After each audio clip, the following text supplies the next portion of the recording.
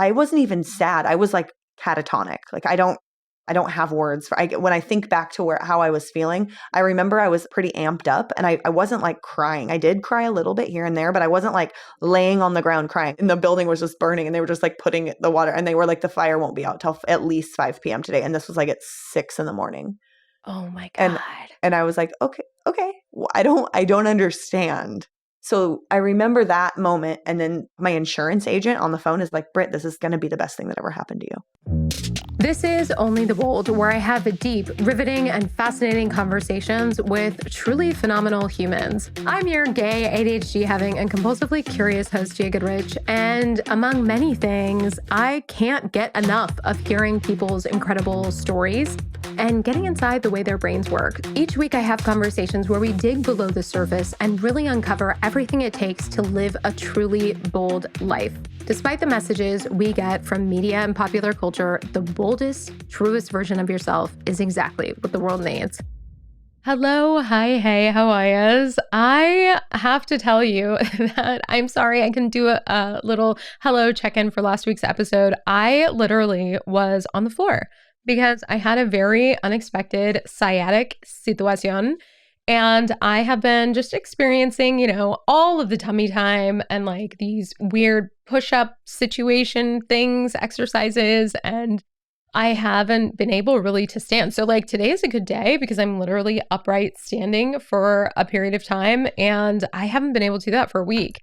So I missed you. Last week's episode was phenomenal. It was really weird for me just missing my body, and I think on the podcast, but just in general, we've had conversations around disability and owning our bodies, loving our bodies, but you just can't help but take things for granted. Really thinking about my spine and the fact that most of my life, I've been able to just move freely and do what I want. And to go from that to really, it was all the time.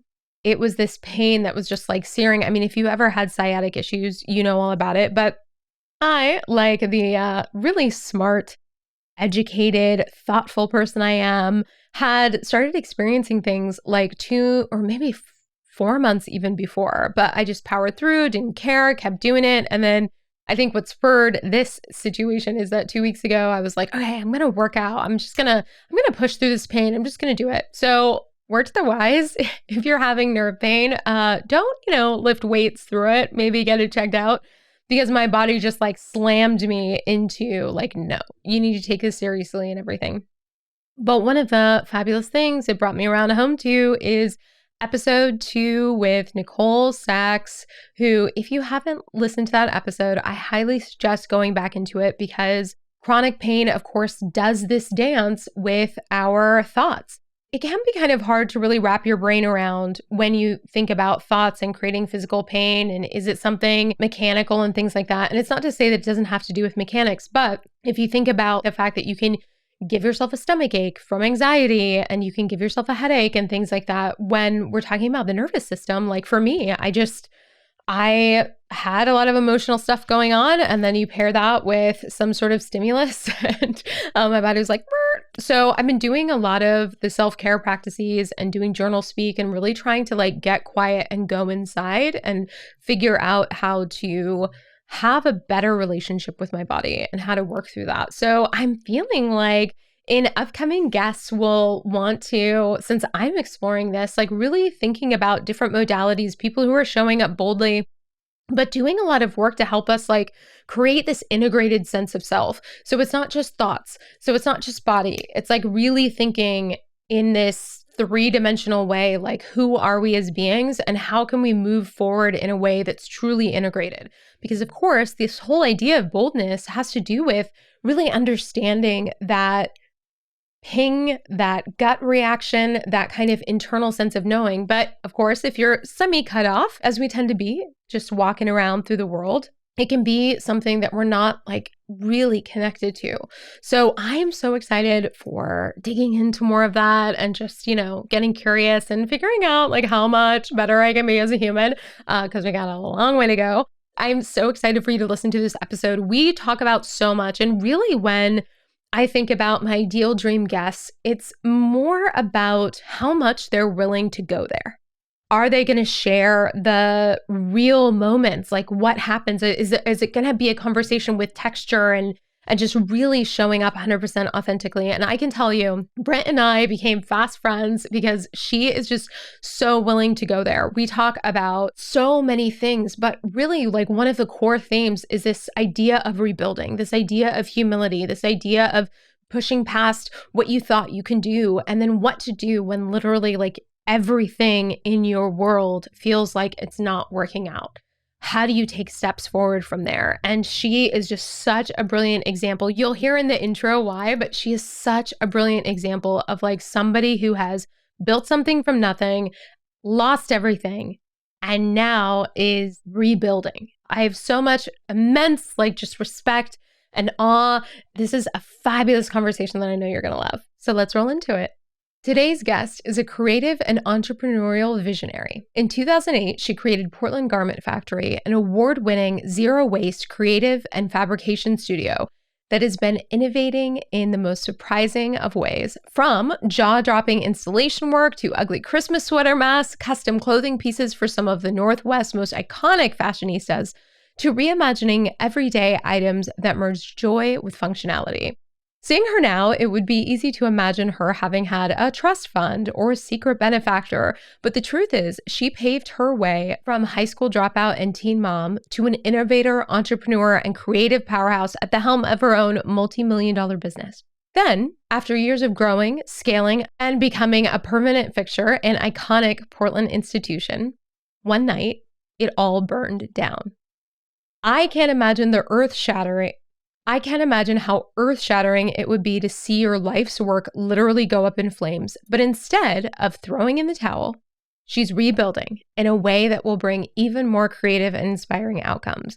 The incredibly talented, resilient AF, impulsively creative, juggernaut, and fabulously bold soul, Britt Howard.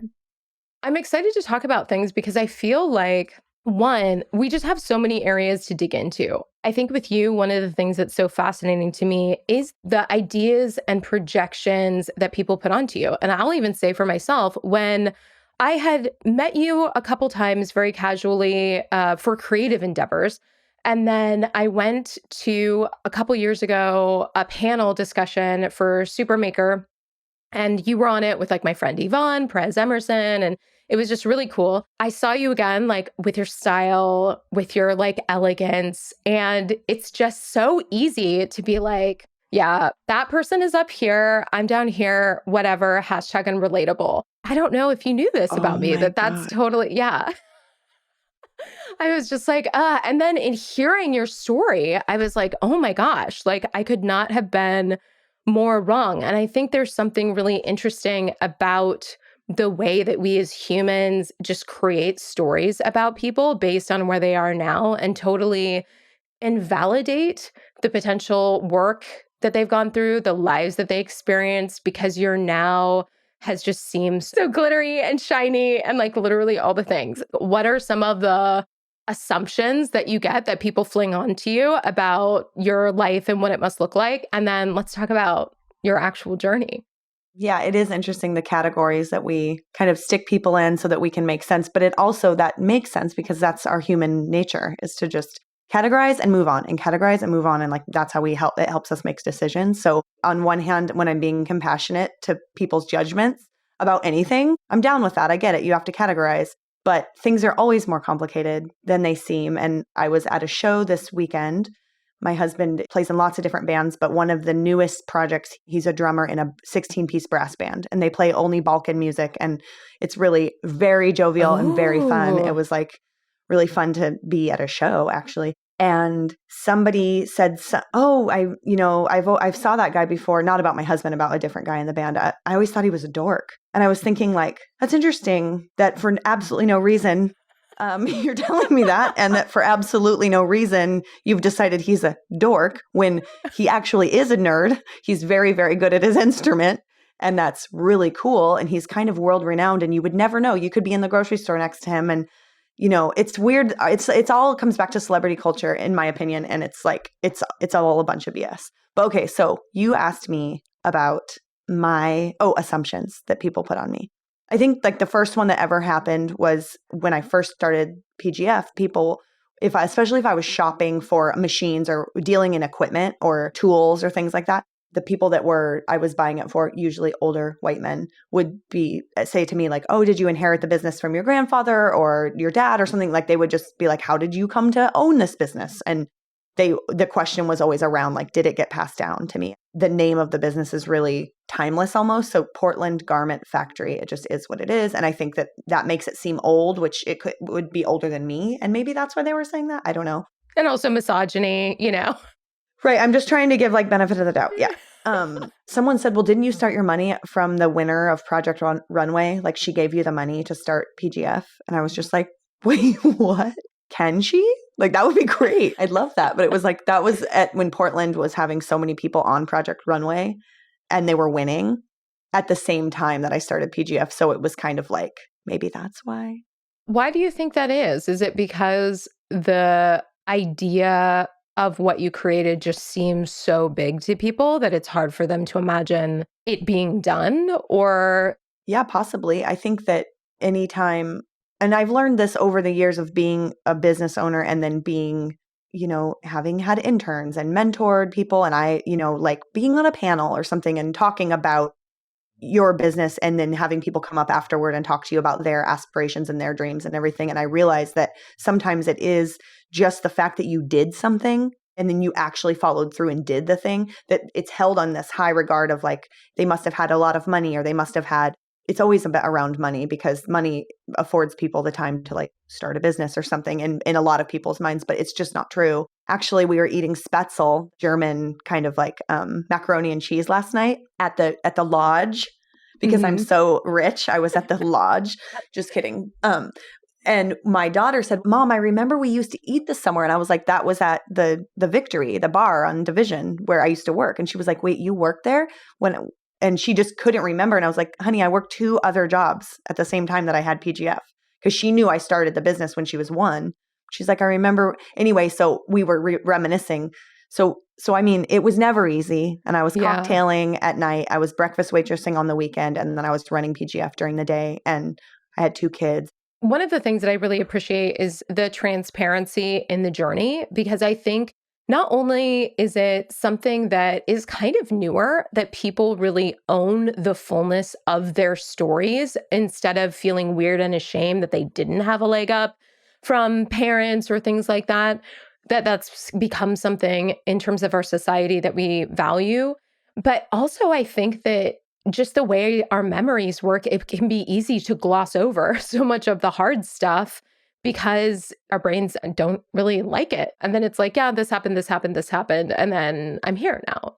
Take us back to that moment. You've had the idea and you're like, okay, I need to figure out how to implement this. What were some of those core steps that you took to really make it happen? Because I think to your point, that's really where a lot of people get hung up when they have an idea, especially when it's really challenging what already exists, or it's pivoting, or it's new, is that figuring out how to implement and how to take those steps that really accumulate in creating the thing. I can't help but say that one of the main drivers, or like one of the main things I think that helped me, was just I was naive and I was only 25. I had no corporate experience. It was something I felt really passionate about, and I set out to figure it out. And I love talking to people, and that helped me a ton because, for instance, one time at a garage sale, right after I had started the idea, I think it was being born, I was talking to this woman at a garage sale, and she had this coat hanging from a tree. And I was like, "What is this beautiful vintage coat?" She tells me that she made it. And I'm like, "Oh, wow. Like I sew too." And she, we're chatting. I basically told her I'm trying to start this like sample room factory thing. And she's like, "Oh, well, I know this person. I'm actually going out of business. I used to own an upholstery and like drapery shop, and I have lots of equipment. You can just have it." And she literally told me, like, roll up with a U-Haul. I rolled up with my 5-year-old and my 1-year-old I rented a U-Haul. My husband was not home. He didn't know about it. I didn't even tell him. She gave me a lot of stuff that I didn't really need, but she was in a hard place. Her home was being foreclosed on, and she had an adult son with disabilities that she was taking care of. And we kind of formed this bond.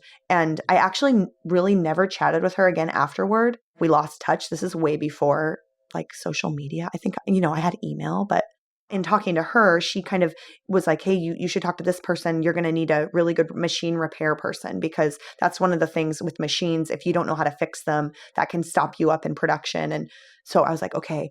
I remember talking to this other girl who told me to buy this book, and I bought Kathleen Fossanella's book and read that book. And that really helped me kind of almost know what I did and didn't want to do with my business, even though of course it's changed since then. But so just a lot of conversations all the time.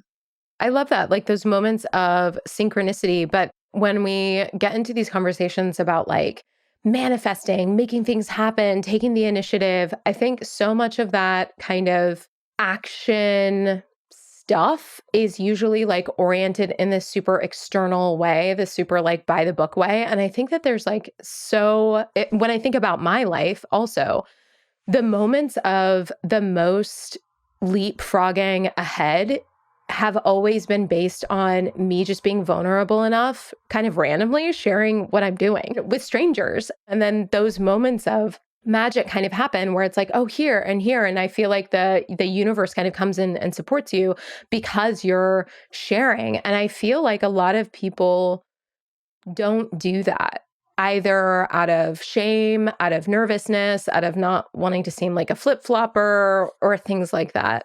If as a creative person, I have a kooky personality, or maybe I have a kooky personality first and then I'm creative. I don't know how order they come in. But because of that, I feel like I have a little, like a net to fall back on as far as if I was seen as a flip-flopper, or if I was taken as like, oh, wow, she really talks a lot. I don't really care. I'm just like, this is who I am. I'm talking. I don't follow rules. And I'm lucky because I've created my own world that I can live in. And of course, I mean, if I have to follow a rule, I do. I'm talking to you, the IRS. Follow their rules. Those are the hardest rules. I know. But what I'm saying is there's rules I get and I follow. But as far as just the day-to-day, like corporate, I've always felt a little fish out of water. I'm on 2 boards and I feel a little fishy out of water on those boards, especially in the Zoom calls, and everybody has like since COVID, like their backgrounds and they're ready and they have their coffee and I'm like, oh, like I still have my hair in a towel or something, but I'm just like, whatever. Like, I think it is true to show up as yourself, be yourself, and the world reveals itself to you. I have had colleagues who are more reserved, and I think that can hold you back, but that's just how I feel. We have like the traditional business criteria of like, what are the skills and qualities you need to have to be a good business person? Yet there are all these people who are thriving, who are really doing it, have figured out their own respective niche, not because they have those skills, but because they're different from that mainstream way of showing up. So I'm curious for you, like, what are some of the traits, characteristics, skills that you have that you think have really benefited you in having this company, running it, all of that stuff that might have been things that people would have thought would have been suboptimal or not particularly helpful? One that comes to mind is just saying what is on my mind in a kind way, but just sharing. I remember I was being shown a brief, and this was for a job that I didn't completely understand at the time what it was for. It was a Nike job. And the brief was, these are women that work on a like executive jet. And they were showing me the clothes that they had designed. And it was all white. And I was like, who are these women? Like the pants were like spandexy white pants. And I was like, I just need to, and I remember asking, I just need to know who tell me about the women who work on this jet.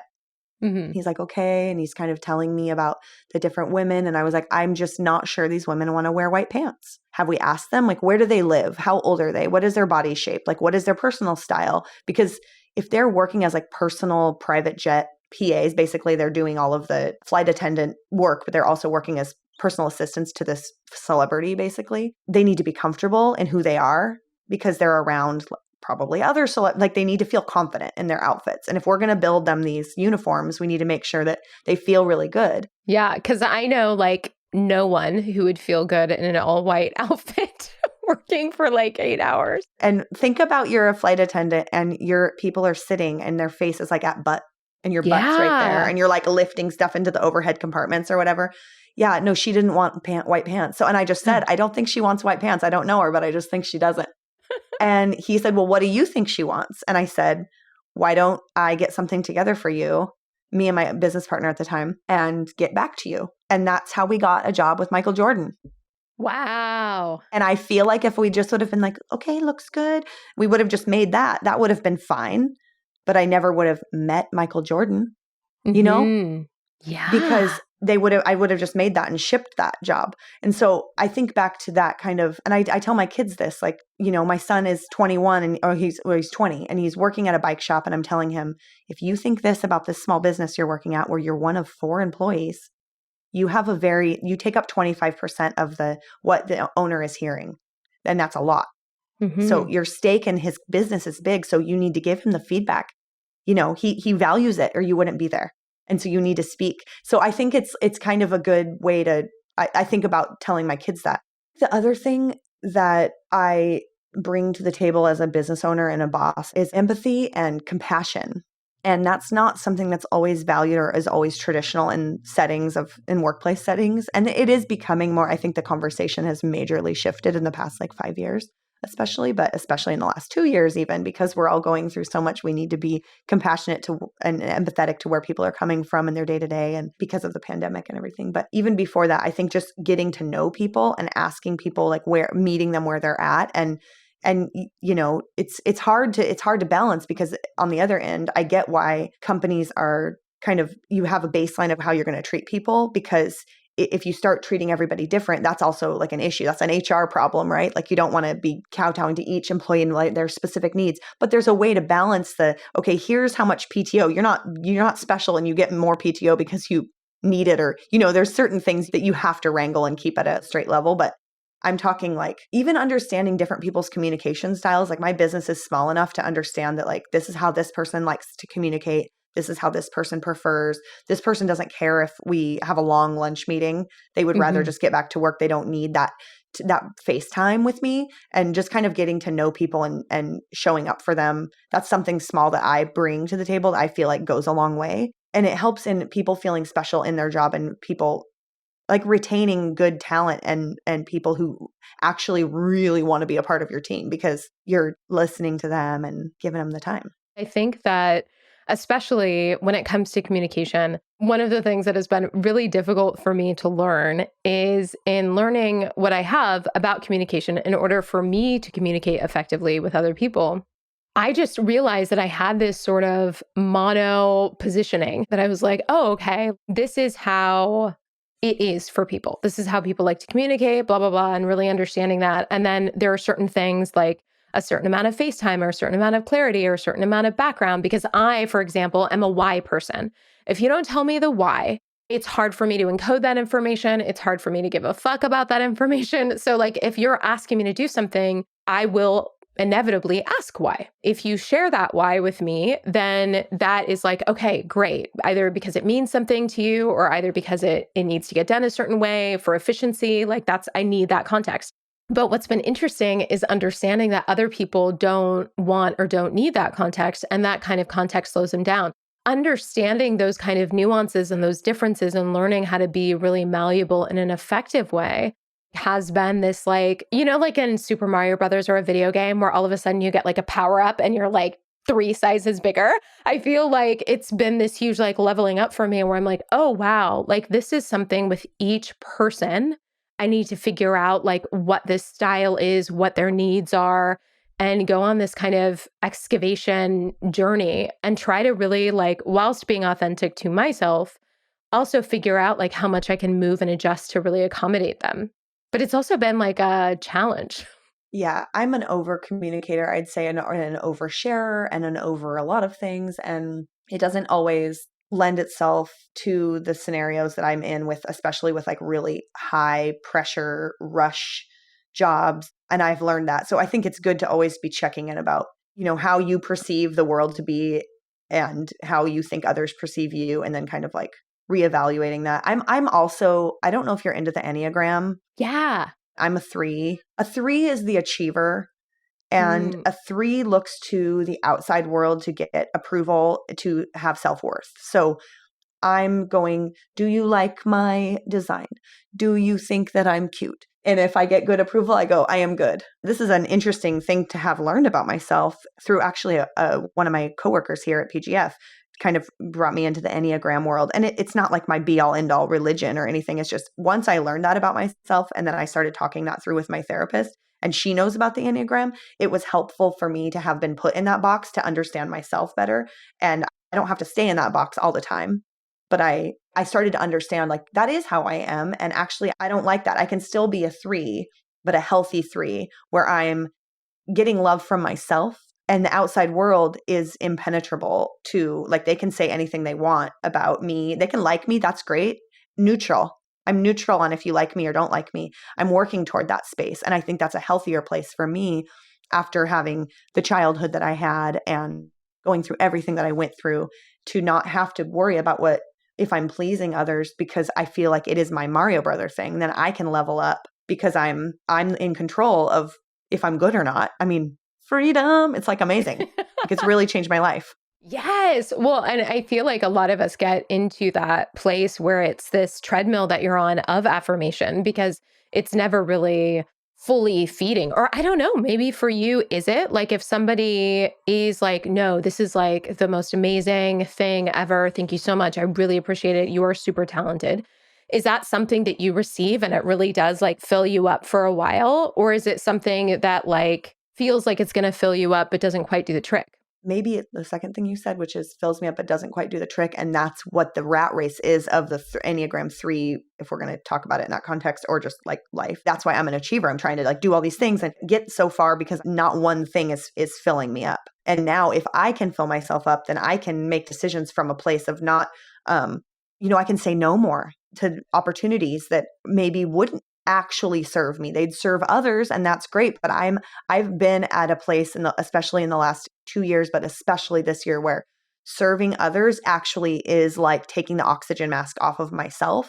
And I'm not going to be here to continue to serve you if I continue to take my oxygen mask and put it on all the other people or all the other things and projects or whatever it is. And I figured that out this year. And what I love about it is it doesn't have to be forever. It can kind of be like, okay, for now, indefinitely, but maybe only for the next year, the oxygen mask is on me. And that means I can say no to different opportunities or different things that might take energy from me because I will be too far depleted because of XYZ, which is 2021. Paint us a picture, if you would, before you really like came to this understanding. What were some of the things you were saying yes to? What was your criteria for it? Like, what was that mode of like, I'm going to give other people my oxygen?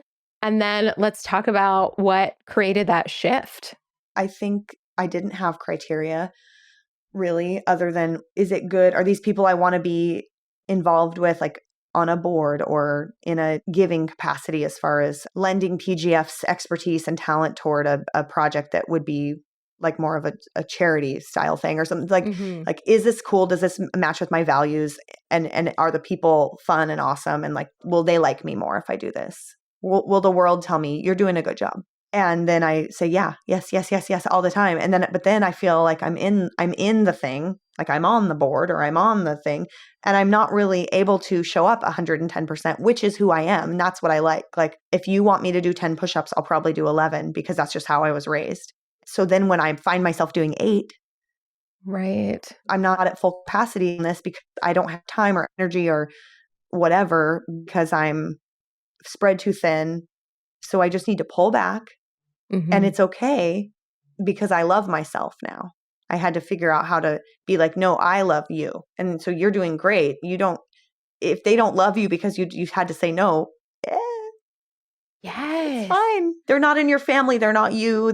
And yes, you do respect those people and everything, but you can kindly and gently and very authentically and professionally pass on things. And that's fine. I feel like you and I swim in the same waters. I came to that understanding also very recently, where there are so many like amazing organizations in Portland that gel and vibe, and a lot of them I've worked with for many, many years. It's been this kind of like, it's not like the realization has been slow, but what has happened is that I felt in interacting with them, and most of the time it's like you're interacting with them for like either far less money than you should, or for free.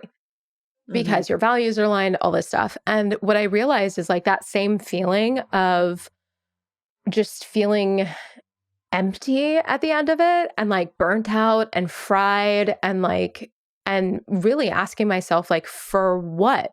Which I think is hard because at the same time, you're like, oh, but these are organizations that are out there doing really good things in the world. And that thing is really important to me. But also really thinking that like, and this is like a kind of understanding I've had to come to for myself and really like firming up what that is that the organization can be doing something that is really valuable. And I can love the people. It can also be operating in an environment where the way that people are taken care of is suboptimal just because of the pace that they're running at, right? And so it's like the people aren't maybe appreciated or valued. And that's part of the reason that I have this like giving hangover at the end because I've like been stretched to max capacity. And then I'm like, oh my gosh, I was up till 3 a.m. doing this thing and great. Everybody loved it. It was fabulous. But like, I'm a shell of myself. And I know that I'm going to hear from them the next year to do the same thing. And that's kind of it. So I'm curious for you, like, has there been in really like shoring up what's a yes and what's a no, has there been some like emotional kind of stickiness or toughness in that realization and like what that meant for those dynamics and those relationships that you've probably had for like many years? You know, I'm still getting there. This year has been really weird, and I'm just now getting back to actually work. November, we actually just started working again. And so this summer I did say no to a bunch of stuff because it was like too soon. Like I was like, too soon. Like, can you be on my panel, or could you do this, or could you, there was maybe a resiliency like talk or something. And I was just like, I'm not ready. Like, I actually don't feel like I'm ready to speak about what has happened this year in an authentic way because I haven't even processed it yet. And I know I'll be processing like this year forever, probably in my own way, in my own mind. But that was just too soon. It was like 5 months after. Mm-hmm. To give our fabulous bold souls context, you built and had this amazing factory, this amazing space for many, many, many years. And then it was all gone overnight because, I mean, did you ever really like figure out what the motivation was or anything like that? I don't know. This person lit a fire outside at night at 1 or 2 in the morning. Maybe they didn't mean for the fire to get that big, but they did walk away from a fire that was big enough. I mean, talk about the stories we tell ourselves, right? Like what we were talking about at the beginning. I tell myself the story that this is like an act of some sort of anger, or it's how they're getting like being a pyro, because I know from the grapevine that this person has lit fires other places. It's a long story, but there has been another fire lit in that space. There was a fire lit near my shop on Wednesday or Thursday, a few days before my fire, but I don't know who did that one, but I know that we put it out. So, and you know what's crazy is that when the business burned down on Sunday night / Monday morning, I forgot about the fire that was from Wednesday. I don't even know if to this day I've ever told the investigators, because they figured out who did it so fast that it almost didn't matter. The story I'm telling myself is that this person, they're hurting. This is their form of like harm, self-harm, but it's community harm. I don't know what you want to call it. It's their act of, I don't have the words for it. I just know how it is to be hurting in my own way. And so I guess I just say like, maybe she was just hurting and she just sets fires because it releases something for her, and that she never really intended. And this is where it gets like controversial, because I've said before, like on my social media, and it was an unintentional arson fire. And people are like, how can arson be unintentional? I'm like, well, because arson is a word that they use in the legal system. I don't think this person knew me and wanted to hurt me. They did that. It was wrong, but it got on me and it ruined part of my life forever. But I don't think that person intentionally meant to do it, yet it was arson. So it's an intentional arson fire. I'm like, come at me. Yes. I will break it down. I mean, it's just how I feel about it. You can't really argue with that.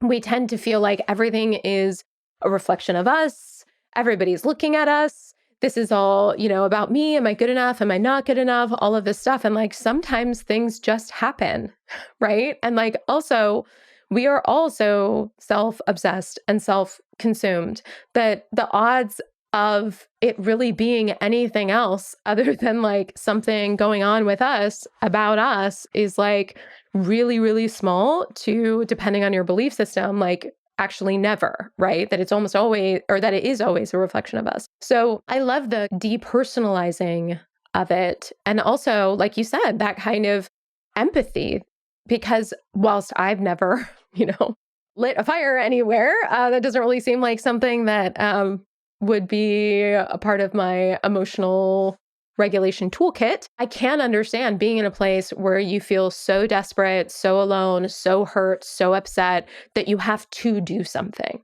It's almost a privilege in a sense to be able to have, whether it's like just neurofunctioning and then also experiences. In my case, like I've had years of therapy. I have a lot of tools to be able to create containers so that it's not horrifically destructive. I would have to imagine that this individual, for whatever reason, doesn't have this suite, or at least in that moment, and have a suite to be able to process whatever was going on. But obviously that thing must have been massive. And that's the symbolic side of this whole thing, is that this happened. It left a literal humongous void physically in the community. And it also left a major void in me. And was that her defiance? Like, was that her? I'm still working through this, but it's like there's some sort of symbolic thing that's going on with her pain or whatever caused her to do that. And that act of defiance, or that act of like, fuck it all, like, let's burn it down or whatever. I mean, like I said, I don't know. It's just like difficult to talk about because I'm afraid that there is going to be a trial. I want to be professional, but I also have the way I feel. It's just the whole thing is so complicated. I don't take a lot of time to talk about it. I honestly didn't even talk about it a lot in therapy. Maybe I did for a few months, but it's just kind of like I needed to actually move on really quick. Which, is that a Brit thing, or is that like just how the world is working? Like, why did I choose to move on so quickly? And why am I now actually having processing thoughts in this conversation? And I don't have an opinion. It's like it's constantly still evolving. I will tell you, I tend to have that effect on people. Not surprising. That was facetious. Yeah, but I think it's also because of me. Like, that's how I am. Not that this is at all the same, but there are connecting threads. Just a brief dark turn, and then we'll pop it back up to, the things. But I had a cousin who was very surprisingly, very viciously murdered by her boyfriend, who was a friend of mine. And it was this very public, very horrific set of circumstances where we were like finding out details about the case through the Oregonian, and I'm 19, my brain isn't fully formed. And it was just like this really intense, dark time all the way around. And also, I remember, which is totally valid, but I remember some of the people in my family, like just really being so angry that they would say things like, I hope he burns in hell, or I hope they throw the book at him. Like, all of this stuff. I hope really horrible things happen in prison and, all of this. And whilst I had so much anger, I also understood this person who I knew as a human. And for me, there was always a separation between my anger and that person's humanity and their actions. And I can't say for sure, like, what it is, why some people, if it's just like a natural disposition, if it's something that I was taught like through my mom, who was always looking at and cultivating empathy in me. I can't say exactly what it is, but in something that was like so incredibly horrific, I also was able to like hold this space where I didn't want anything bad to happen to him. I wanted him to be held accountable in a way that was definitely appropriate. And like, obviously he was somebody who should not be operating in the streets, having access to other individuals. But I also didn't want him to experience copious amounts of unnecessary pain just because this horrific action happened that had caused a lot of pain in me. And it's a really weird thing to try to express if people don't really have that framework for it, because it's,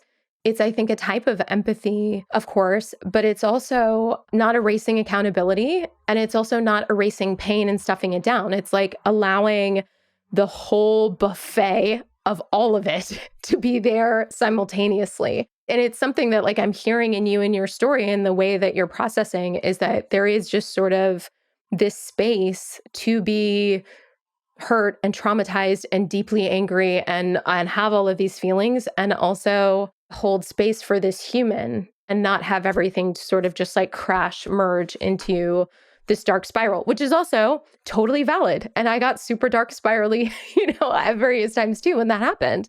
It's just an interesting space that I think some people have more room in their emotional capacity than others. Yeah, I feel like the muscle is very flexed for me. It's flexed a lot in my life, and I bring that to adulthood. When I was in college, I studied human evolution and anthropology. That was my major, anthropology. And I didn't really take a specific course on this, but I know enough about human evolution and the way our brains work. And we, like we were talking about at the beginning, categorize, judgment, categorize, move on, make decisions. It's like, it's the way to get through the world the safest, I guess. And safety is one of like evolution's best friends, because then you're not dead and then you can procreate. And that's, at the animal level, like that's what's going on here. So I wonder if the reason why people do that, where they say like, well, good, I hope they, give them the death penalty or whatever, like then they can categorize bad, good, and they just move on, and they don't actually have to be present for what I think is the next level of like thinking or something, which I think that we could all use that in our day-to-day a little bit more, that like, yes, we need to categorize to stay safe and move on, but we also need to understand things and give things a little bit more context, because then we can be more empathetic, and maybe we can have a more empathetic society, and then we can lead from that place instead of lead from good, bad, like rules, like, because I think that black and white thinking, it doesn't serve us as humans. And I think like everyone knows that too. Yeah. But it just is like a holdover. And, talk about patriarchy, like this is like going to be a really long conversation. But I lost a cousin too and he was murdered also. It happened when I was 14. Wow. And we went through I can't remember if we didn't have a jury trial, but there was a trial. That was a formative experience for me. And we don't have to go like super into it, but I think that understanding the person and understanding the person's humanity, like you said, and then like, yes, they did this horrific thing that is very bad and they need to be held accountable. But there's this, I think you were talking about this when you interviewed Emmy, and you were talking about people who have different peculiar things about their personalities, about the way they're made up, the way their brain chemistry works, and the things that they're in, they are interested in, which could be our society is like, no, but it's also like, we'll explore that. I don't know, not really explore it. But anyway, this is where it could get a little taboo because I don't really know what I'm saying, but I'm also like, I'm basically just saying that everything is deeper than we make it seem on the surface. And it's interesting to me. And I love that about people. I love people. So this leads me to a question. And I just want to say, feel free to tell me, Gia, fuck off with this question. Okay. I will 100% understand. Okay. I'm like, what's coming? So this person irrevocably fucked up this thing you created, changed the course of your life and everything in like a brutal, horrible way. And let's talk about the arsonist. Arsonistress. Oh, yes, the arsonistress. Is there a way that, yes, all of this happened, but is there also potentially, or not, a gift in it that she gave you? I mean, absolutely. The building was still burning, and maybe 3 different people came up to me and said, "This is the best thing that ever happened to you. Just trust me." What? They didn't even know me. I didn't know how to take that because I'd never been through anything like this before. And I wasn't even sad. I was like catatonic. Like I don't have words for, when I think back to how I was feeling, I remember I was like pretty amped up, and I wasn't like crying. I did cry a little bit here and there, but I wasn't like laying on the ground crying. And the building was just burning, and they were just like putting the water, and they were like, the fire won't be out till at least 5 p.m. today. And this was like at 6 a.m. Oh my God. And I was like, okay. Well, I don't understand. So I remember that moment, and then this other person who had a fire in their business, and they didn't know anything about me. They didn't know how much insurance I had or didn't have or whatever. They didn't know anything, but they just said, you will come out on top. My insurance agent on the phone is like, "Britt, this is going to be the best thing that ever happened to you, because you're Britt and you're going to make it so awesome. So that pressure just really came on me like really quick because and then, it was just such a journey. And I almost like kind of have put that in a box.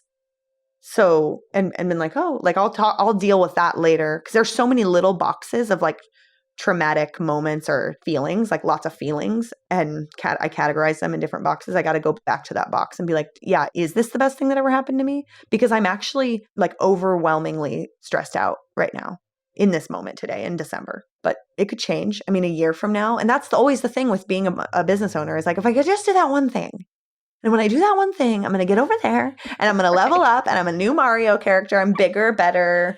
That is something I'm also kind of like, interesting. Is that the next thing I work on within myself is like, do you always need to be chasing? I mean, there's some things you can't help but chase. Like now I'm in a bigger building. I have a mortgage payment. Like I have to make this business go. I have done all of this work. Why wouldn't I just blow this out of the water? But the amount of work it's going to take me and is taking me to get there is just beyond my comprehension and what I was doing before the fire. So it's weird to think like, is this the best thing that happened to me? Yes. Do I have a building that's amazing and perfect and way better than my old building? Yes. So it is an amazing thing that happened to me. Did I learn a lot about myself? And was I able to show up for my employees in a way that I was always like, thought that I could or would if I had that opportunity or had that reason to? And did I? Yes. And can I be like proud of myself? All of these things are true. But I'm still like, is this really fucking hard? Like it's very hard. I don't know what's going to come out of this. And this is what keeps me up at night. It's like these kind of thoughts of like, can you even do this? Because I think I used to think that, and then I've done everything that I thought that I couldn't do. So why is this any different? Like just keep doing the things you thought you couldn't do. You've been doing it since you were a kid. But then I go, but brick wall, what if there's a brick wall? And you just smash against it. Yeah. Like what if I only have so much capacity? And I was talking to somebody about this recently and we were like, I was saying like, maybe this is my version of like the glass ceiling or like whatever. And I need to like smash through this one within my own business, but I just don't know how. And I was telling somebody else, like, I feel like there's a key. I mean, it's kind of like a video game, like hidden in a bush. And I just am going to go, there it is. And it's a moment in my mind that's going to happen where something's going to click and it's going to be like, all you have to do is this. And then I'll do it. And then I'll open with the key and then I'll go into the next level. That might not be how this happens. Just like you were saying earlier, like manifesting, there's all these different ways to get what you want. Like you can work really hard. You can talk to a ton of people. You can manifest. Right. You can do all of that at once. You can look for a key that is fake. Or like maybe that's not how this level will happen. Like maybe it's more concrete and pragmatic and like maybe I need a coach. Yeah. Yeah. And that somebody said that to me and I was like, I don't got time for that. But then I was like, no, maybe I do. Right. I don't know. Like maybe I need something more concrete that's not just like me. I don't know. I had a dream last night that Cher was pregnant. Interesting. But she was like her body, like her very svelte and, looks like, what is she like in her 70s? I think she's almost in her 80s. Okay. She was pregnant, like really pregnant, like 8.5 months. And she was like, I think I was thinking in my dream, she's like, I think she's the world's oldest mother or something, or the woman who's conceived at the late. And I don't know what that was. I don't know what that dream was about. But when I woke up, I was like, Cher's birthing. She's the oldest mother. And I was like, maybe I'm birthing something or something. I don't know. It was so. So you can look for it in your dreams too, I guess is what I'm saying. I totally resonate with that. And I think that if we think about the video game analogy, what I've definitely experienced in my life is that there are like keys and level ups that are hidden everywhere all the time. What I've learned is I don't have control about how or when I find them, except I have to be moving, right? So it's like, if I'm making progress toward the thing, if I'm taking aligned action, if I'm treating myself in this way that is optimal, that things will happen. And it's always like coming from this place of synchronicity, right? Like the random conversation or listening to a podcast where they say a line in a book that I've read 5 times, but have totally forgotten, that now just hits me in a way where it's like, oh yeah, what about that? And I think that to that end, like dreams and all these different modalities that we have for processing the information in like a non-linear way that really hits at the subconscious impacts where those keys live, if that makes sense. Mm-hmm. So I'm very excited for you because I feel like the next level up for you is about the internal knowing. If you've been somebody who's been so externally oriented, which I very much relate to, then you're on this quest of like proving and seeking and searching and delivering and all of this stuff. And that kind of tapping in to the internal is a weird place to be, And like, it's a place that like, I don't necessarily, if I'm like really honest, I don't know that I totally love getting quiet enough to really understand what I experience my truth to be, especially when it is really bucking up against what my brain is trying to tell me I should do. So like when I just heard it from you about like the coach mentorship thing, when you said that, my body was like, ooh, yes. And then it was interesting how your brain swooped in and was like, I don't have time for this. Or you know what I mean? Like the stories that we have about all of that. So it's always interesting to me that like, it's so easy when it's not you. Right. And so like experiencing your story from my like very comfy vantage point, it just feels like this person literally made you a phoenix. The tools you're garnering now are going to make you so incredibly wise, impactful, gloriously successful on a level that you couldn't have imagined, because you're having to live through all of this. But at the same time, it's super easy to say from here. I can't believe you just said that.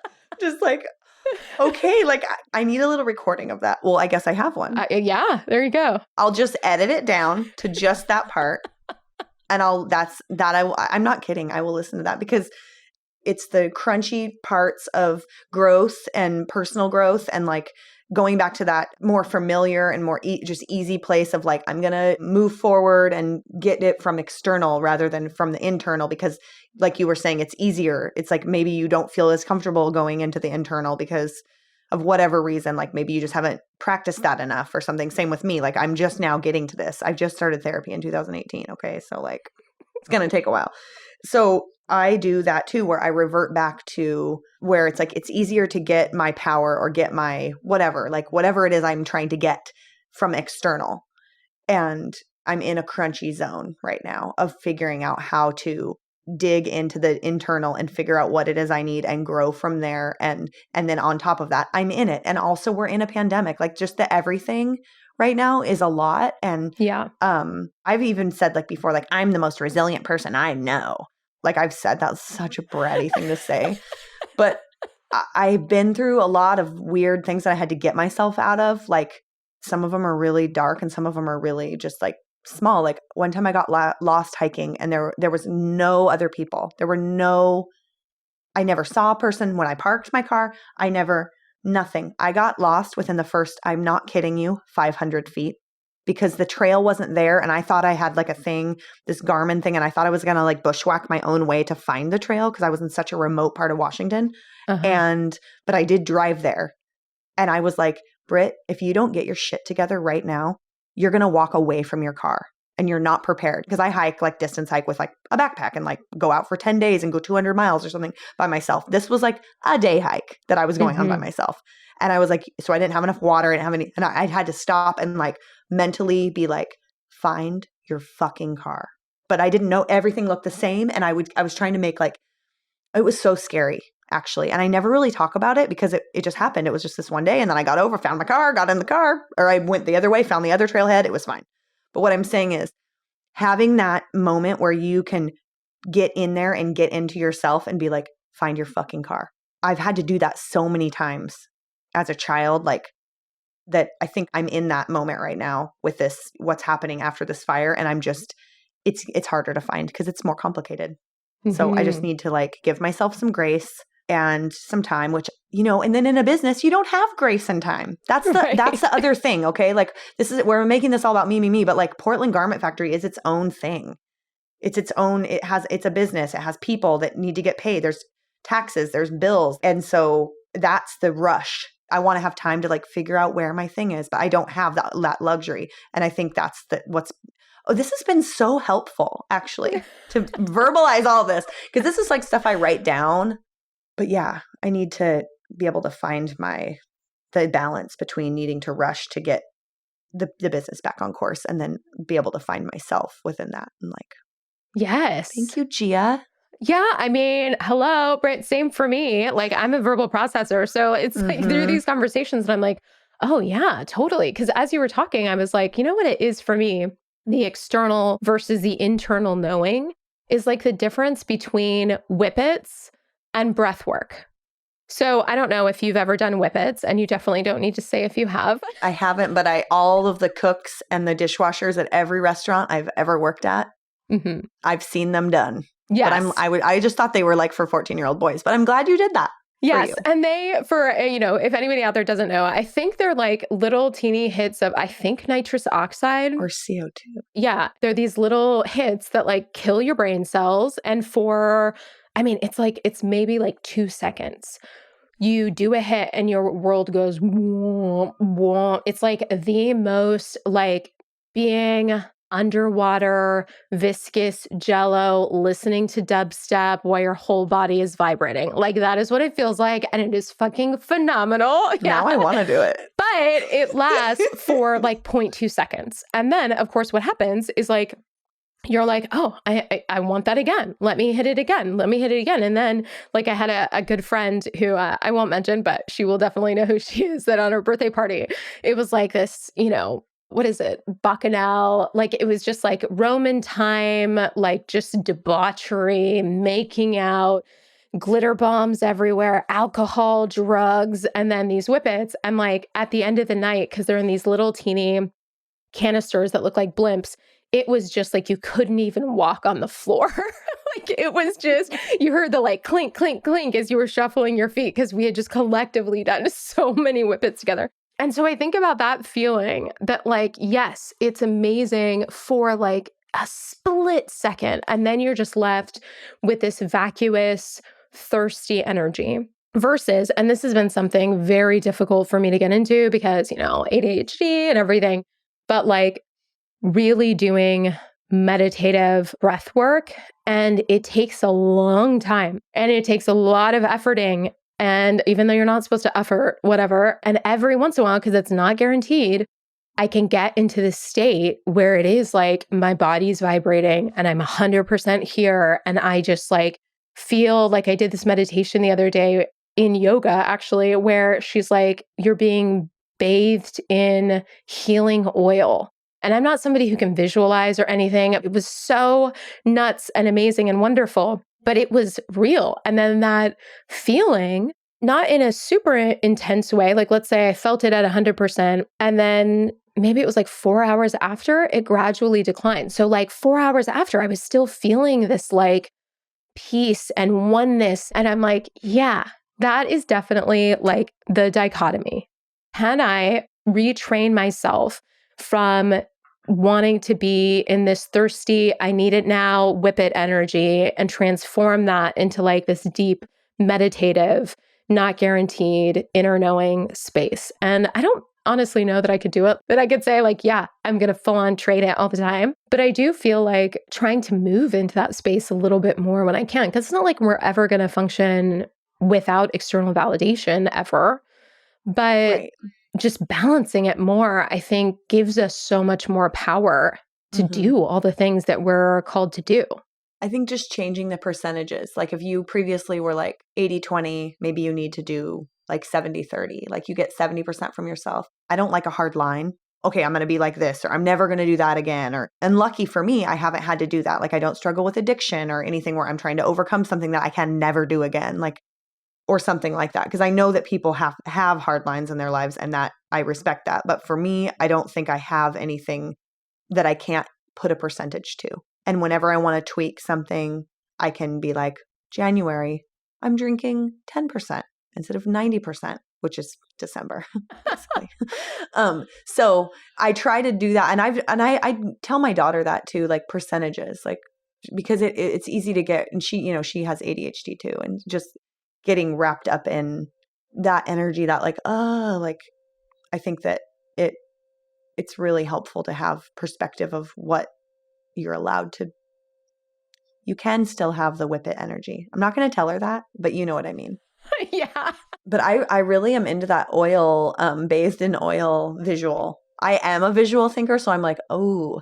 Yeah, it was epic. And like because I can't visualize, which I'm trying to stop saying that. I do have a thing called aphantasia where I can't see things in my brain, but I'm trying to stop saying that so that maybe I can invite the potential, right? Like stranger healings have happened. Like who knows? Maybe someday. I love that. But but I felt it in a way that was very fascinating to myself. Like my body felt that I was in this, like, and I was breathing. So I was like completely submerged in this healing oil, and I was breathing it and like moving in it with like this like beautiful resistance and lightness. Yeah, it was so trippy. Was this like a yin yoga class or something, or? No, it was just like yoga for better balance. And she's just a badass. I love you. Oh my God, yoga teachers. Yes. They really take you there. And for all the people who think it's woo-woo yoga, they're just missing out. Yeah, it's transformative AF, which is also why I have to struggle with my resistance in going because I don't like doing things that are like actually helpful for me, you know, like hashtag not fun. Okay, so one of the things I do want to talk to you about, because like you have a suite of superpowers, but this one I think is like the thing that I just idolize so much about you is the creativity and innovative energy. I rewatched this like tour that you did where you were talking about your proprietary fluff and creating these triangles that you can like, they're beautiful. You can lean against them. Like this idea of looking at scraps and saying, this is what I could build. This is what needs to exist. Or this is what other people totally might not understand, but like I can see for this roll of tape that is shaped this way. So tell me a bit more about what it's like swirling in that brain of creativity and innovation and all of that goodness. It's really fun to be in my brain for me. I like going in there. I wish I went in there more. I want to utilize my new space and actually make things that I just feel like making rather than, that's always been a luxury because we are like a business. So we mostly work for other people. And then when we have the downtime, I can like go, okay, like let me sneak in this sculpture idea or whatever. But we're actually working on some stuff right now just to get everybody acquainted with the equipment and get everybody acquainted with the flow of an order. Like after having so much time off, I created like a few different little projects. So I've actually gotten to be creative lately. But yeah, living in the creative brain, I guess it's kind of like just imagining my own world, like what I want to see and live in and embody. And it's a really special place that only exists in your mind. And I think that that's what's so cool about noticing creativity in a child, or like wanting to cultivate creativity in other people. That's really something that I hope that I can help to do. And I hope that I've done with my children, because it's such a special place that we often don't get taught that in traditional educational settings. I've never been asked that question before. So I'm kind of like, whoa, like how do I answer that in words and not in visuals or something? How would your brain want to describe it? Like by making something? Yeah, or something like I'm very tactile and I'm really into textures and like layers, and like piles don't bother me. Just all of the different colors and textures and shapes. And I actually get life from that. So like I'm not a clean desk person. I do feel like I'm an organized person, which other people can have any opinion they want about me. Like from the outside looking in, right? But I know that I'm organized. I'm organized for me. I'm organized enough to run this company. So I'm kind of like, this is my version of organized.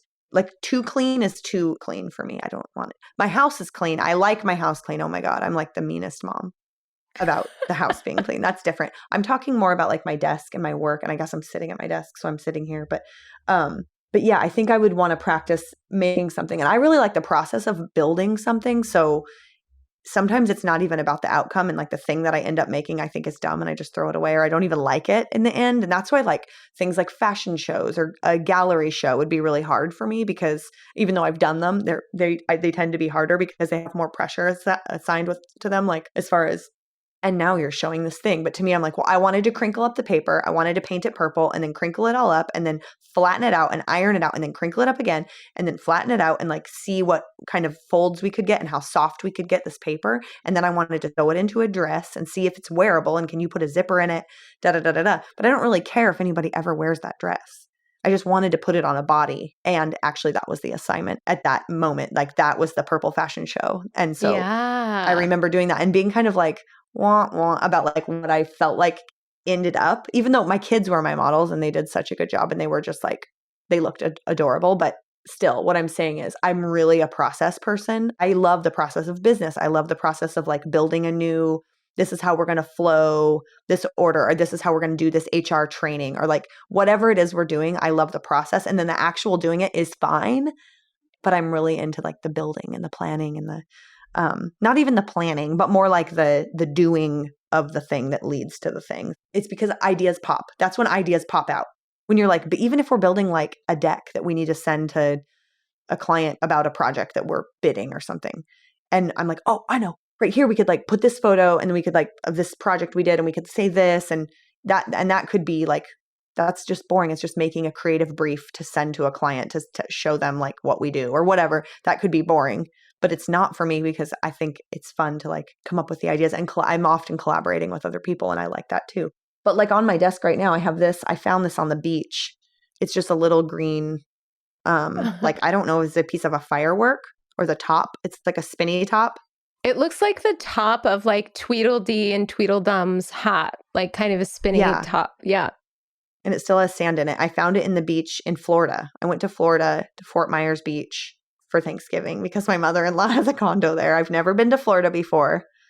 And I brought back lots of little pieces of garbage. And I'm trying to build a mobile out of tiny scraps. This would be actually like a big piece. Everything's really little. I have this little piece of fabric here for some reason. But that was one of the things I wanted to do as like an inaugural work that could live inside of this very big building we're in, because we needed to breathe life into here that is ours. And like I felt like strongly that I want to make like a big thing that hangs from the ceiling that's just like beautiful. And so that's something I'm working on. But I'm like, I hope I answered your question. No, I love it. I mean, so what's interesting to me is this line that you straddle between creativity and art and business and deadlines and containers. Because like when we went to London, we went to the Tate and there was, I don't remember the name of the artist, but there were these huge floating mechanical, like almost like jellyfish from the ceiling made out of really surprising materials. I think about spectacle and I think about movement and like all the considerations that this artist might have had, right? In terms of how you experience things. There's a part of me that loves that so much. But for me personally, as an artist and creator, the lifestyle of an artist, especially one in the high art world, which is where I was trained, right? Where it's like the only container really is a show. You're really having to like create and make and finish and ship from this place of solely, purely internal drive. And to me, the lack of containers around that always felt paralyzing. When I was in grad school, I would have these people I was in a cohort with, like just making prolifically, like just, you would walk into their studio and it would just be so much. Mine would like all be in my brain. And then when the deadline came, like, hey, you have a studio visit or whatever, I would like crank something out. And so for myself, what I realized is I need the dance of not necessarily the client or a brief or something like that, but it could look that way. But I need to be in a dance with the external, with the container, with the thing that depersonalizes it enough and creates enough shape that I can rebel against, that I can be creative within that container, that I can really make sure that the things in me come out. And so I'm curious for you how that operates, this kind of dance between creativity and service and executing and making visions happen in timelines, in budgets and all of that. Yeah, it's been a challenge, but like a welcome challenge. It is the business. So like it is what we do. But I don't even know if I knew that at the beginning. When I started it, I don't think I would have said that that's what we do. Like we bring creativity and we work with businesses to make something on their deadline. Like I didn't know that's how this would flow. We've refined all the different ways we do it. And in the process of refining the different ways that we get to be in our container, our creative container, and then we get to have, the boundary of like the client deadlines and the check-ins and reviews and the protos. It's like the studio visits and everything. Also, how do you manage expectations? Like say we work with a new company that's never worked with us before. They've actually never embarked on a project like a soft project before. So they're like a marketing team and they've never made something soft before. So they don't know our world and we're the experts in our world and that's why they're hiring us. But we also have to corral them and manage their expectations and be creative and show up as creative people. And I think where I'm at now in like 2021 is that we have enough people on the staff and like enough understanding of the business because it's like, again, like this isn't just made up. The whole thing is made up. And I'm still like, wait, how should we do this? Like, which also drives me nuts sometimes. So that's a different conversation, like to have a business that doesn't have a book. Like it's not a restaurant, like where it's like, this is how you do it. It's like, right. Sometimes I wish it was.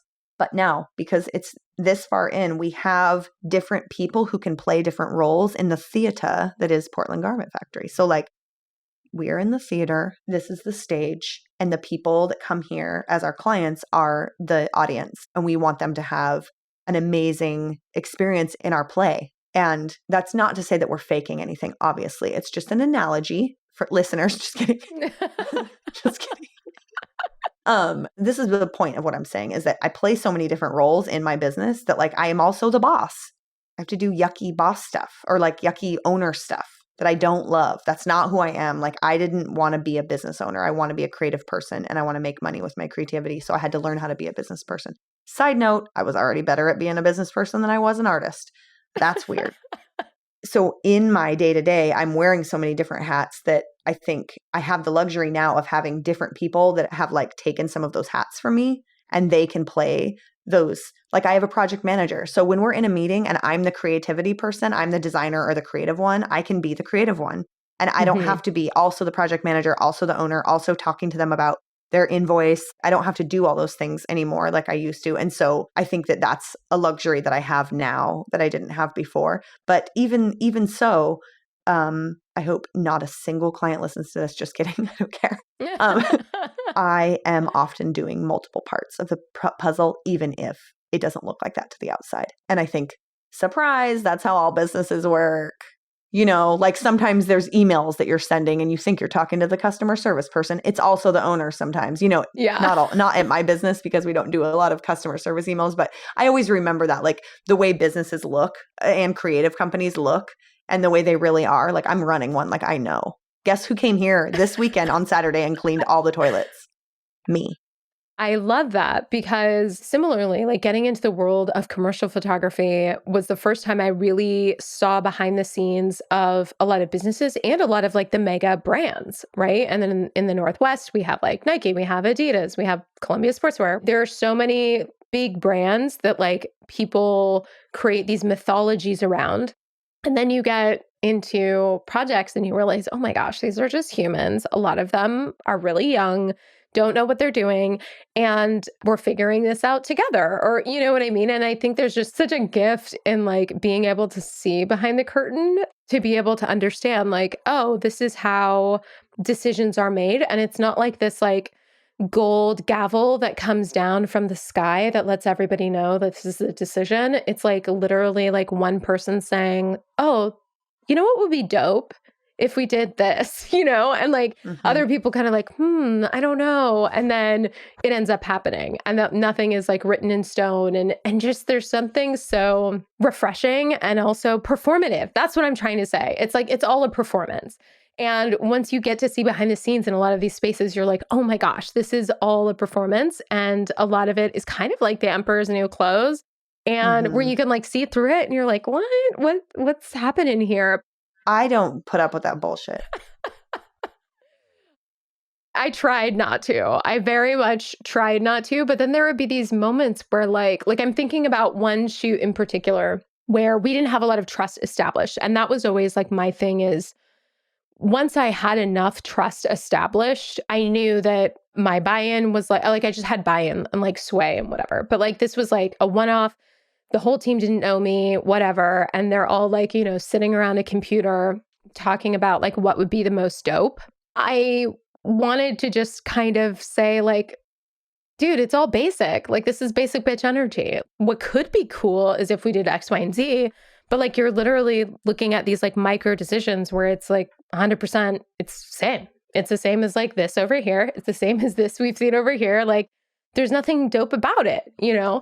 I did not say that. And it was just like one of those jobs where I just like did the job. Everybody had a great interaction. It was great. And then it was something like I never showed in my book because I was like, I'm being commissioned to do like something that's just so basic and like boring and dull. But I also knew that like the performance was them needing to play it safe, but trying to convince themselves and each other that it was innovative, but being too scared to actually innovate, if that makes sense. It does make sense. I have my own conjuring up old memories of different meetings and whatnot. And it's hard because there's a lot of ego and there's a lot of dancing around egos. Some of the times I'm not being brought onto a project because of my personal creativity. I'm being brought on because I know how to make something that they want made, but they don't know how to talk about it. They don't know how to they don't know how to take it from the 2D and bring it into real life dimension. And that's what I bring to it. So it's not even about my design creativity. I can say things and they've got enough cooks in the kitchen. They're going to decide on what they think is cool and all those micro decisions. And I just keep my mouth shut. I think back in the day, I would try to be like, what about this or what about this? But there were times where I didn't get it. Like I didn't get what they were going for. Maybe they had to do that dance and it was going to be basic bitch the whole time. They knew it was going to be a basic bitch thing they were doing. But they all had to like pretend that they needed to talk it through to land on what they already knew they were landing on. And so for me, I didn't get that. So I would offer up all of these other potential avenues like solutions, or maybe we could do it this way or whatever. And then that would be very ill received. And it was almost embarrassing for me. Like, oh, they think, at least at the time I would be like, oh, I don't get it. But you know what? I didn't get it, but it wasn't my design ideas that were wrong. It was the fact that they were never going to go down any cool paths anyway. So you don't need to show them. That's not what you're here for. And I think that that's something that I just try to pull out of the project at the very beginning. Like when we start working with someone, like, what is the end use of this? Because sometimes I don't understand the end use of the item. Like they're making a thing and they don't tell me what it's for. So I don't know how to give them a roadmap of like, to give them recommendations for materials or even color fastness or anything it could be. And then also, what's your priority? Because a lot of times I'll come and it's like a buffet. They're like, we want it to be sustainable. We want it to be, it's like too many different things. It needs to be badass, knock it out of the park. It needs to be really light, but also it's huge. But the item has to be light because it has to get shipped. Or, it's like two things that are fighting the whole time. And so I'm like, okay, what are our priorities? How high up on the priority list is sustainability? Really? Because if it's number one, I can bring that. But a lot of times it's not. And that sucks, but it's just part of the world we're in. And so I can squeeze it in other ways. And like, also I can run a sustainable company so that it brings sustainability to anything that we do. But sometimes we have to make things in a non-sustainable way, like the materials or whatever. Like, yeah. See, and I think that's creative maturity. And it took me a long time to be able to develop that, is like to really understand sometimes it's about me and what I can bring to this. And like that is something inherently special that they are wanting and that they are needing and that they are going to benefit from. And sometimes it's about the skill and not about me at all. And it's about what they want to execute, how they want to move forward. And I'm just a technician here to do that thing. And exactly to your point, I spent many years trying to insert and trying to pivot and try to fluff up and it took me a long time to really understand, like, that's like one of the first forks in the road I need to establish, because I can totally do the technician if it pays well enough. And like if it meets my criteria, I'm happy to do that. It's never going to be as exciting and wonderful as me like showing up as my full self. But like, I need to understand where that fork exists as soon as possible so I can know. Cause like I bet you have too, like those instances where you learn like the hard way. And like one, I had a shoot where I came in and they kind of had ideas, but they presented it kind of like, maybe. And I had said, well, what about blah, blah, blah? Everybody was like nodding their heads, yes, yes, yes, in this team. And then I left. Next time I met, I realized that they had all met again and decided against everything that we had all agreed to, which was the original idea. And I realized in that moment, like, I'm never going to have as much sway in this team if they are not coming to me for that, right? And so it was like, oh, okay. Like this is just me showing up, doing what I need to do. I can make it as cool as I can, but this is about me deferring to somebody else's creative vision. Okay, I can do that, And and figuring that out has been like this process of really maturing in a creative way.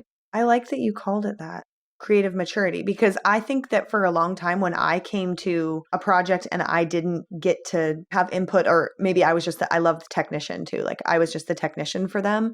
Then, and I know you actually are because you're a photographer, but like I'm just going to say that I'm a technician of building things. I thought that meant I didn't care, because oftentimes that's what I would say. Like, for instance, Britt, we want you to design a pair of pants that does this, and it's this color, and it fits this type of person, and this is what they're wearing or doing when they wear them, blah, blah, blah.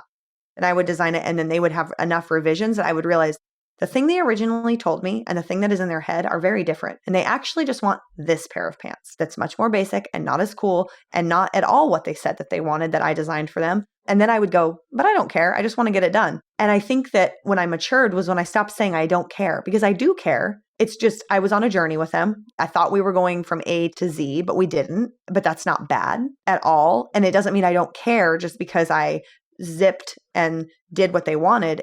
That's why they're coming to me. I just love that you just said that. I'm actually going to like literally write that down and talk to my employees about that. Because a lot of times we do think that we've designed something really cool and it is what they wanted. And then there's a lot of stakeholders oftentimes that we don't know about that are behind the scenes, and we don't find out until way later. And then we're like, oh, there's like 10 more people that saw this that had their own opinions, and now it's too late because we're in production. But we make it work, and I do care. That's the thing. I always care. And when I say I don't care, it just means I don't care if they want to do it their way. And that's true, I guess. I don't care if I don't care if my own idea doesn't come to fruition. That I don't care about, because I was just hired to make these things for some other company if they don't want my idea. I'm way above that. I've worked with other creative people who don't understand that. And I never thought of it as a maturity thing. Oh my God, that's what it is. They're so into being an artist that they can't see outside that they're higher. Like people always ask me like, well, how do you have a career in creativity? And I'm like, because I work for other people and I listen to them and I do what they ask. Everyone thinks that I'm just like a fashion designer. I don't really know what people think, but I think that what I do in here and what people think are very different. And that's fine with me. There's nothing I can do about that. But I work for other people mostly.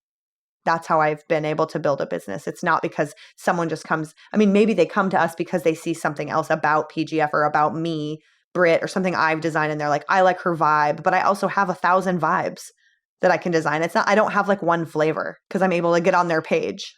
Going back to that idea of like, for me, creative paralysis is that I'm like, ooh, I can show you this. We can do a little bit of this. Like I am really just this Rolodex of all of these things that I love and I'm interested in and fascinated by, so much so that even when it comes to my personal style, I can't really pick a lane very easily because I'm influenced and excited and motivated by all these people. And I've always been envious of like the one person that has the iconic style that's like always the same and their work looks like the human. And, but it's like, I'm not that person. And so one of the things that I love is being able to allow my creativity to shape shift into these forms that really support the client, support the stakeholders. And it has been this process, I think, of maturity and really understanding that my vision is based on my values. But clients might have different values. And like, especially like a very simple example is like in picking imagery. Let's say for a makeup campaign, I could clearly tell you what the top 5 images are, hands down, most striking, most, beautiful, whatever. But the client is going to know best how it's going to perform in the environments that they need to perform in, how it's going to look in, in this situation, that situation, what their ultimate client really needs to feel. And so it took me a long time to really be okay with final selects being the ones that weren't like, quote unquote, the best, and really honoring that like that different vantage point that they have is just as valid and as important as mine. Mine is purely like aesthetic and emotion, which is great, but like doesn't always that's not always the highest values and priorities, especially when we're talking about commerce, you know. And now sometimes I work with and hire people who I really want to work with. And then I realize, oh, like you can't take direction. Oh, like you're really wanting to insert your style all over the place when it's going to hinder the story and the video arc. And it's funny now seeing it reflected to me sometimes and realizing like, yeah, I think it's just a maturity thing that you sink into as you get older and have spent more time doing the work and realizing that like sometimes the best work you can do really involves decentering your creative expression for the service of a higher thing. Yep, that's very true. And the things I think I'm the most proud of are things that I didn't design. What's like a project and process that like really sticks with you as being one of those that you're like, I feel so grateful to have like been in on this, to have created this? This one's weird because, again, it's about process. And that's my number one word to describe why I like this project, because there were other things about it that I didn't like and that I still don't like. But I was like remembering this project. I think we did it in like 2017 or 18. And it was basically a campaign for Old Spice cologne that was in select GQ magazines. So it was a campaign that was going inside of a magazine. And they were basically like, the marketing agency, which is Wieden & Kennedy, came to us and said, how can we make jackets that you can unfold out of the magazine and put on? They'll be probably made of paper, right? And we just figured it out. We made tissue paper jackets. We sewed 1,000 jackets out of tissue paper and we engineered them. You could put them on. I mean, if you went like this in them, they would rip, but you could put them on and stand. And we made them a little oversized so that they could get around the shapes of your body and whatever. And then they were scented with Old Spice. And it was like the campaign was like a men's jacket that you put on coming out of a magazine. And they only went to like a select zip code in New York or something. So it was like only 1,000 units or maybe like 2,000. I can't remember. But I was really into figuring out the puzzle pieces of how to efficiently sew the paper together.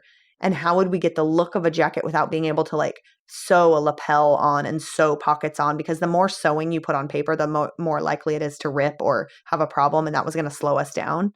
And also it was going to cost the client more. So we investigated a bunch of different things and we landed on stamps. So the pockets had just a stamped outline on them, and like where the buttons go, where those were hand stamped. So we made the artwork, we ordered the stamps, like we had to cut all of the paper in these big stacks. And I don't know if the people who worked on that job would be as proud of it or excited. I think that they have bad memories of it because it was maybe like really difficult or tedious in, not messing up the stamping. Every mess up was another sheet that you couldn't use, or, it's just how it is in production. Like, don't fuck it up. No, just kidding. Then we sewed them together and then we had to fold them into this tiny square. So we like made a way to fold them till everybody was folding the same way. And the cover of that magazine was P. Diddy. And I just realized just now it was in the fire. Duh, we don't have it anymore. This is another thing that happens a lot with the fire situation. I have this World War II parachute that my professor in college gave me because he was like making something and he ordered it off eBay, but he didn't need like the parachute part. I remembered that I had a parachute and I was like, oh, and then I was like, oh, it died with it. So constantly remembering that. But I did have the magazine. I had the P. Diddy magazine, the GQ with the thing in it. That's the thing about I'm tangentially, because you brought it up, like the thing about grief that I feel like is the hardest element for me is that it's constantly reactivated when you remember an element of it that you couldn't quite process. You know what I mean? Mm-hmm. When you came on the screen earlier and I saw your background, I had that same exact, is that IKEA, like the long benches? That's what I had in my office, and each drawer was a different set of samples. So like all the apron samples of any apron we've ever made, any shirt we've ever made, like any fanny pack we'd ever made. So if I was talking about fanny packs, I could be like this one, like we did the zipper like this on this one, or like, and each pod, and they're all gone. So 13 years of work, all of our samples, everything is gone. Our conference room just has a table and chairs. And I'm like, we're going to, we have some jobs right now. We're making stuff. We're building up our sample library. We're going to buy the IKEA thing again. That worked really well.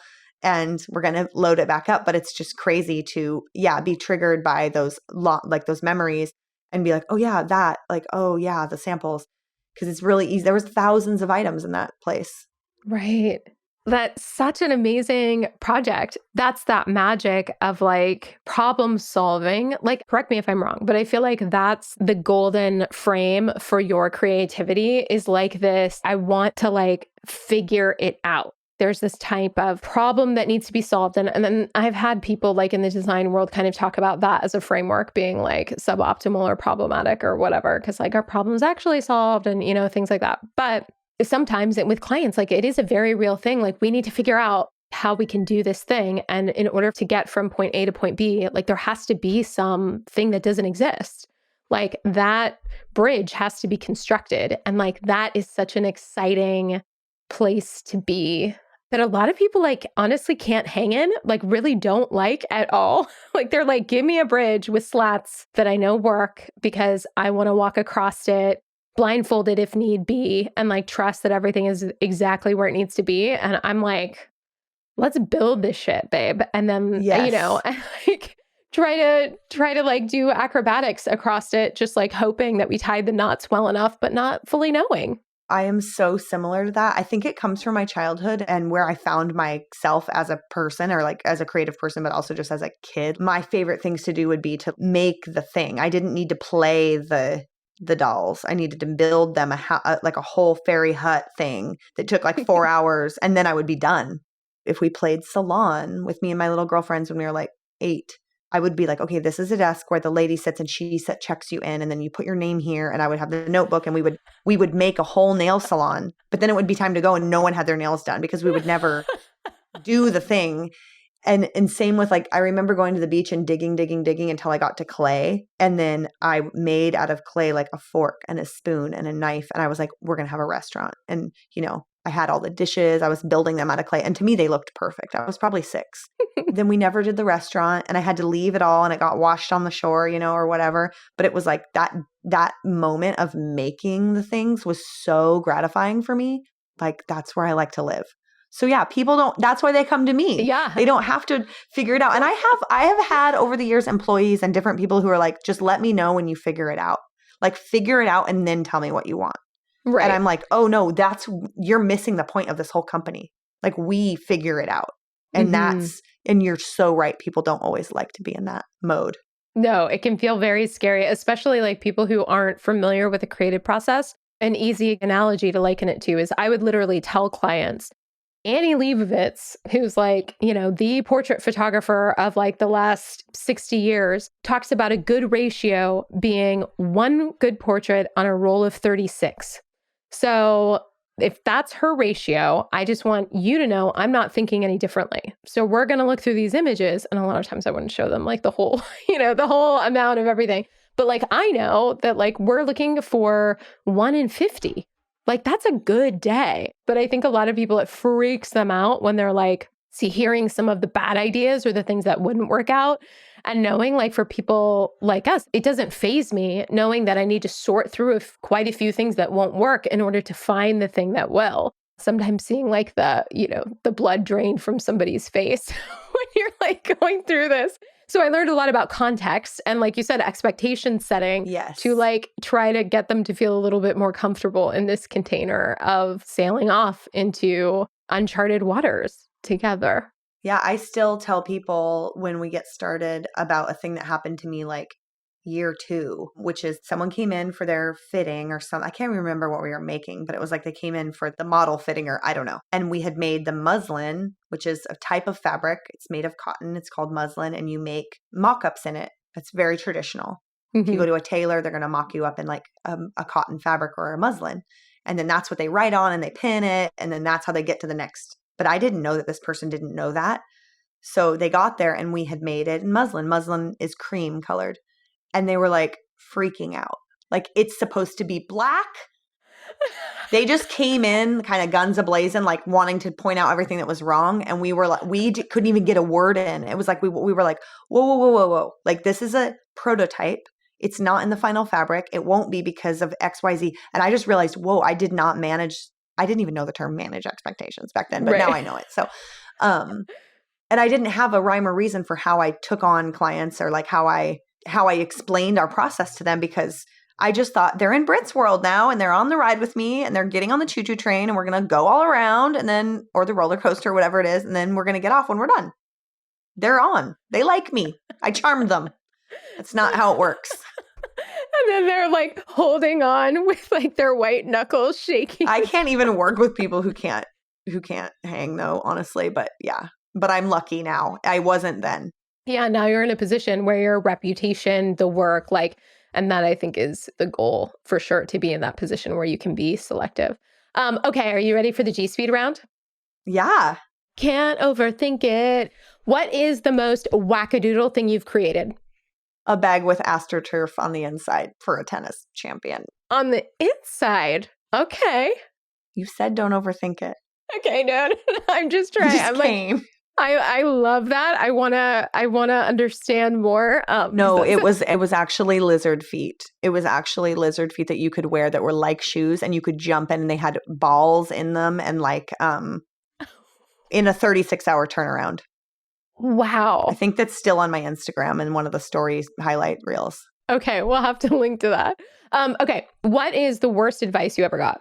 That calling my line Portland Garment Factory house line sounded like a house dress, and that's too 1950s, and don't do that. You're like, who's laughing now, bitch? Where are you? Okay, what is something at the time you perceived to be a failure, but actually you realize now is a success? I think navigating the breakup with my business partner in 2016. Mic drop. I thought I failed, and I didn't, and I navigated it gracefully, and I have respect for myself after all of that. So no shade to anybody else. I'm talking about me right now.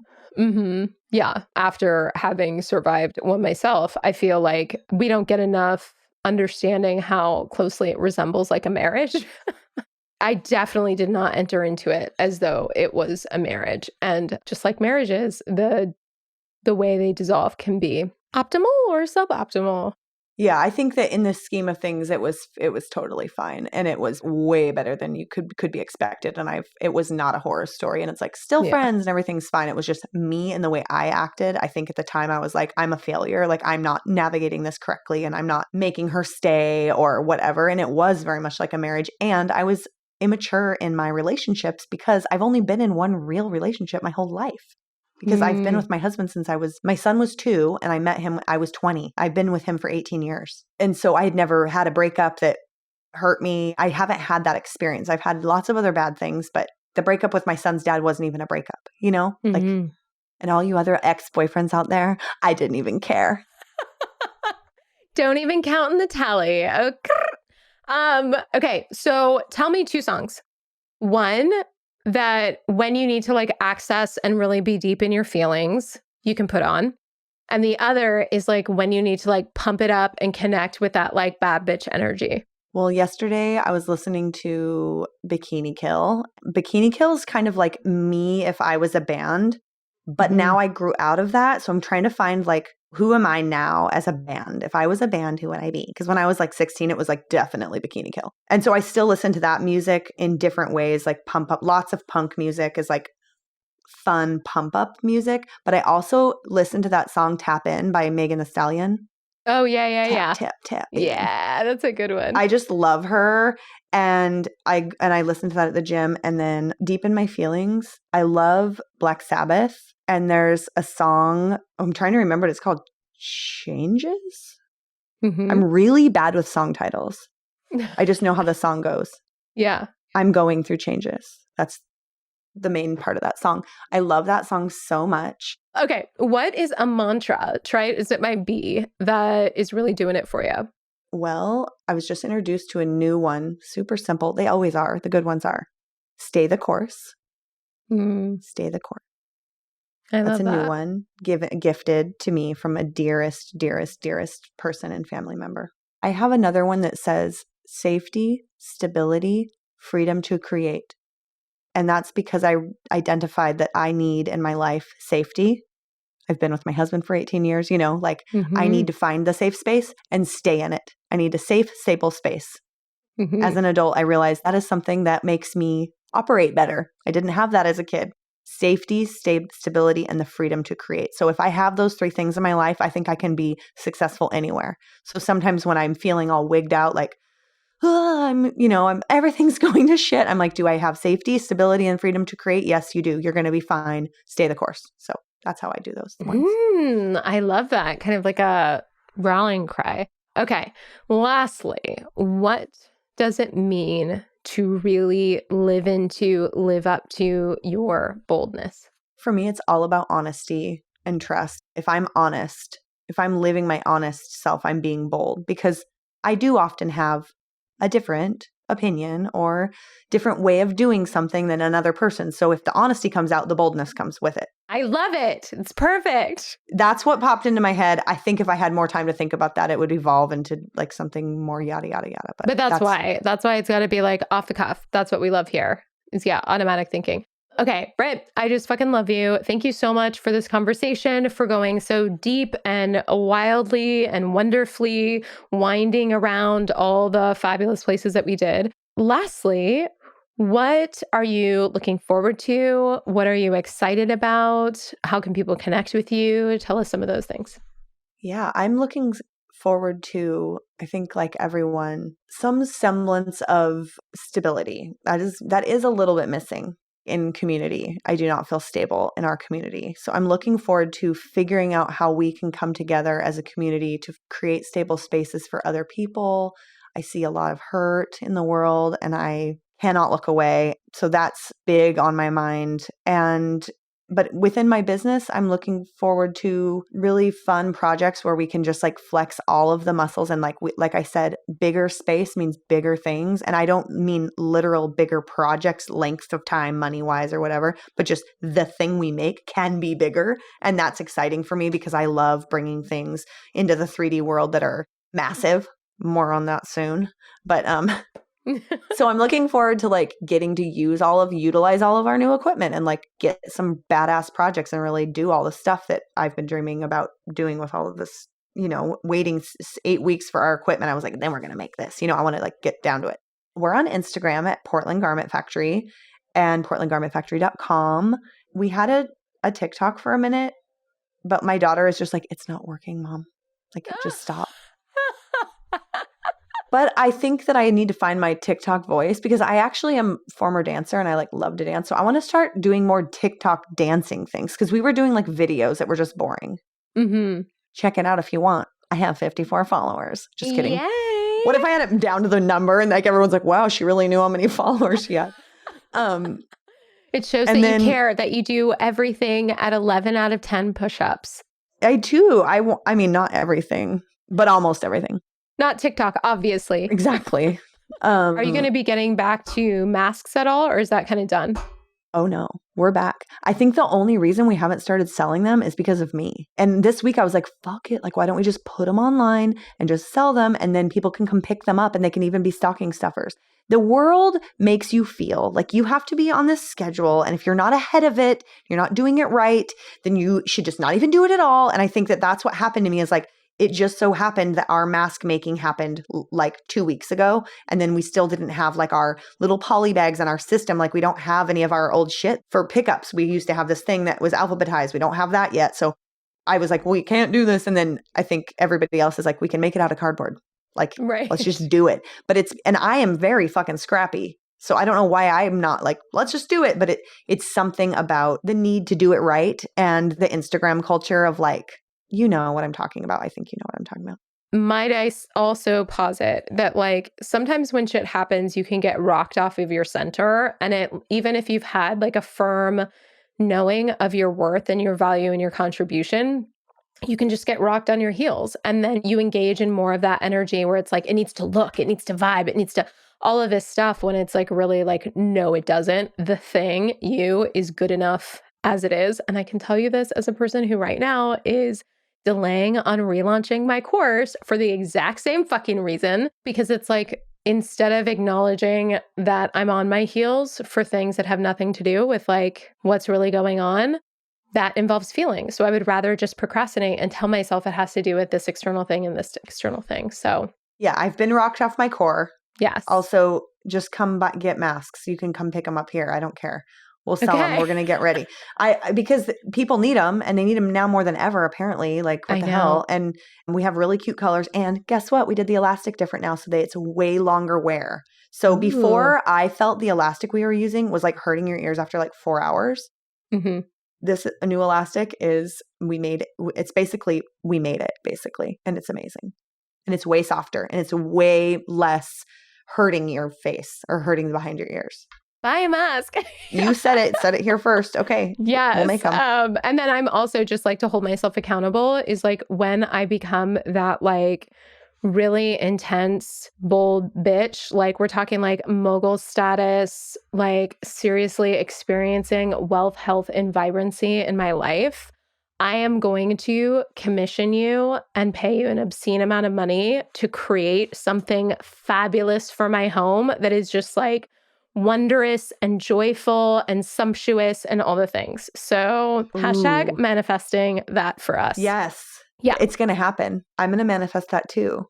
And then we'll have to do another podcast episode when I'm that already happens. like, what could it be? Like my brain, I'm like, okay, gotta go.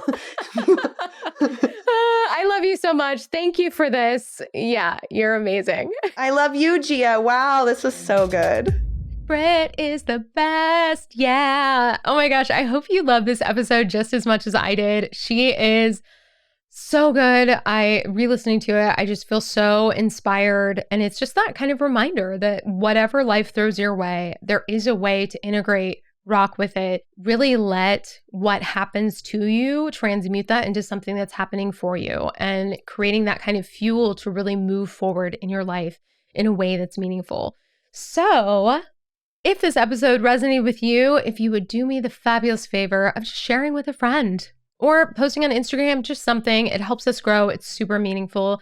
And in case you need to hear it, I fucking love you. You are incredible, fabulous, wonderful human. And I'm so grateful that you are showing up in the world, living in your bold, badass energy, and really owning everything that you are, and having the bravery to walk through the world that way. I hope this week is filled with just really loving, centered energy. And I'm also like, wishing that for myself. But I just appreciate you. Thank you so much for listening to the podcast, and I will see you next week. Bye.